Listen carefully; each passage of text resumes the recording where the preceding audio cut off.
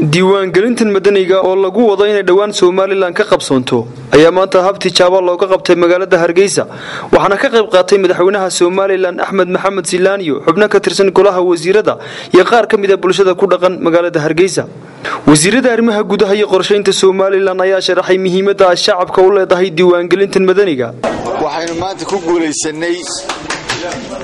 inaynu bilowno isagoo tijaabo ah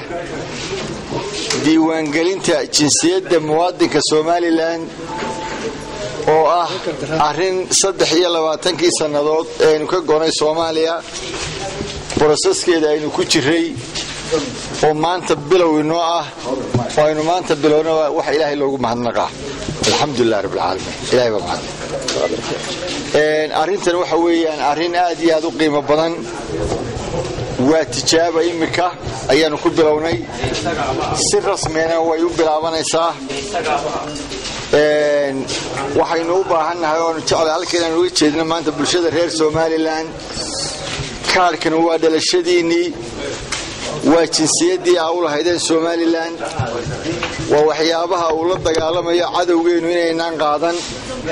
iyo cid kasta oo jecel Soomaaliland inay go'aan istaageedu dib u soo noqon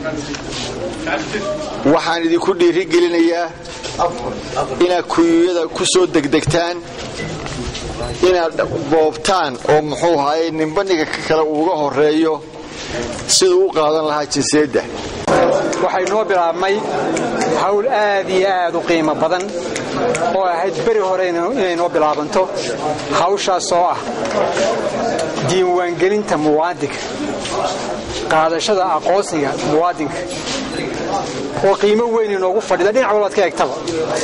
qiimo weyn inoogu fadhida xagga nabadgelyadeena qiimo weyn inoogu fadhida xagga dhaqaalaheena qiimo weyn inoogu fadhida xagga aqoonsigeena shakhsi iyo aqoonsigeena qaranba runtii inaynu isdiiwaan gelinaa waa waajib saaran muwaadinka waa hawl qaran waa waajibaad qaran waxaan ku boorinayaa dadka reer Soomaaliland meelay joogaanba inay ka qayb qaataan arrinka maanta inoo bilowday oo ay isdiiwaan geliyaan oo qaataan warqadda aqoonsiga la doonayna waxa weeye waa qayb weyn buu ka yahay arrinka maanta inoo bilowday